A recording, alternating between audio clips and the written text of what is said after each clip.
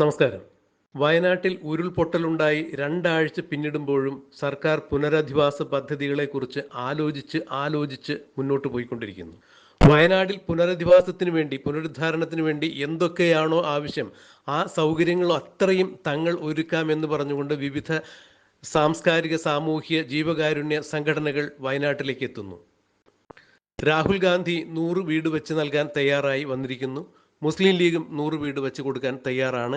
KCBC 100 വീട് വെച്ച് നൽകാൻ തയ്യാറാണ്. അതുപോലെ കർണാടക മുഖ്യമന്ത്രി സിദ്ധാരാമയ്യ പറഞ്ഞു 100 വീട് വെച്ച് നൽകാൻ തയ്യാറാണ്. ഗോകുലം ഗോപാലൻ പറഞ്ഞു അവിടെ 40 വീടുകൾ വെച്ച് നൽകാൻ തയ്യാറാണ്.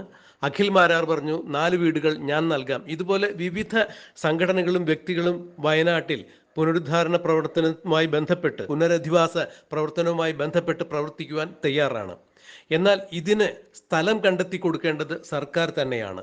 എന്നാൽ സർക്കാരിൻ്റെ ഭാഗത്തു നിന്നും യാതൊരുവിധ നടപടികളും ഉണ്ടായിട്ടില്ല. എവിടെയാണോ പുനരുദ്ധാരണം അല്ലെങ്കിൽ പുനരധിവാസം ചർച്ച ചെയ്തത് അവിടെ തന്നെ സർക്കാർ ഇപ്പോഴും നിൽക്കുന്നു എന്നുള്ളതാണ് ഏറെ ആശ്ചര്യകരമായ കാര്യം. വയനാട്ടിൽ ഉരുൾപൊട്ടലിൽ എത്ര വീടുകളാണോ നഷ്ടമായത്, എത്ര സ്ഥാപനങ്ങളാണോ നഷ്ടമായത്, അവയെല്ലാം ഞങ്ങൾ നിർമ്മിച്ചു തരാം എന്ന് പറഞ്ഞുകൊണ്ട് മുഖ്യമന്ത്രിക്ക് രേഖാമൂലമായ ഒരു പദ്ധതി സമർപ്പിച്ചിരുന്നു HRDS എന്ന NGO സംഘടന.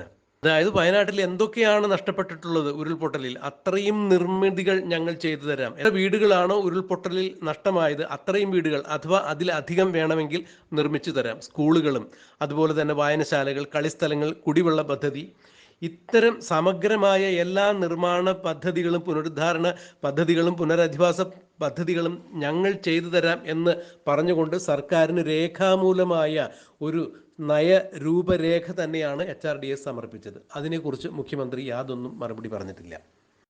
എന്നാൽ ഈ പുനരധിവാസ പ്രഖ്യാപനങ്ങൾക്കെല്ലാം, പദ്ധതികൾക്കെല്ലാം സർക്കാർ തന്നെ സ്ഥലം കണ്ടെത്തി കൊടുക്കണം. സർക്കാർ പറയുന്ന ഉപഭോക്താക്കൾക്ക്, ഗുണഭോക്താക്കൾക്ക് ഇത് നിർമ്മിച്ചു കൊടുക്കുവാൻ ഓരോരോ സാംസ്കാരിക സംഘടനകളും ജീവകാരുണ്യ സംഘടനകളും വ്യക്തികളും തയ്യാറാണ് എന്നുള്ളതാണ് വ്യക്തമാക്കിയിരിക്കുന്നത്.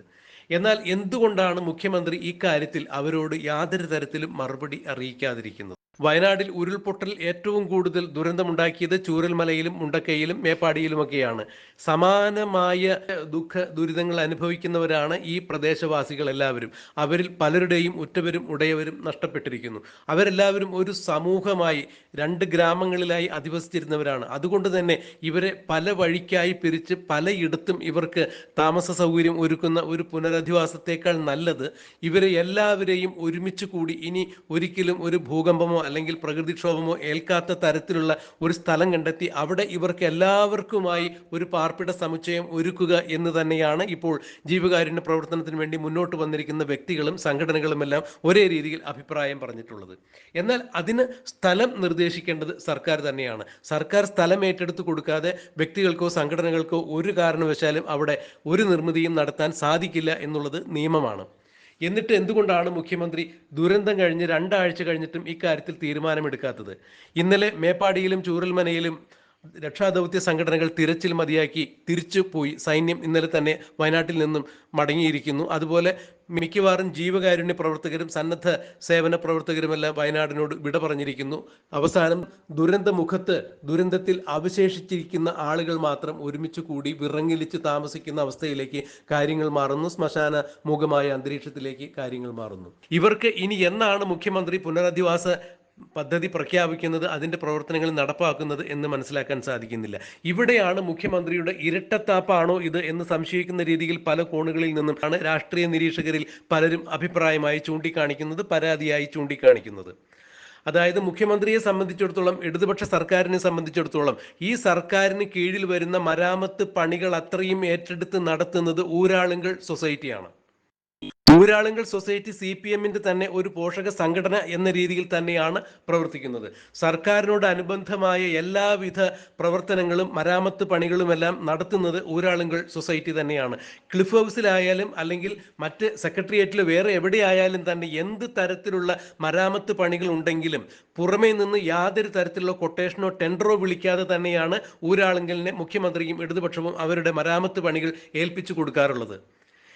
ഇവിടെ വയനാട്ടിൽ ഉരുൾപൊട്ടലുണ്ടായ ദുരന്തമുഖത്ത് പുനരുദ്ധാരണ പ്രവർത്തനത്തിന് വേണ്ടി പുനരധിവാസ പദ്ധതികൾക്ക് വേണ്ടി എത്തിയ ആളുകൾ മുഖ്യമന്ത്രിയുടെ ഭാഗത്തു നിന്നും അനുകൂലമായ ഒരു മറുപടിയോ നടപടിയോ ഉണ്ടാകാത്തതിന്റെ പേരിൽ കുറച്ചുനാൾ കാത്തുനിന്ന ശേഷം ഇവരെല്ലാം മടങ്ങിപ്പോകും എന്ന് മുഖ്യമന്ത്രിക്ക് അറിയാം, ഇടതുപക്ഷ നേതാക്കൾക്ക് അറിയാം.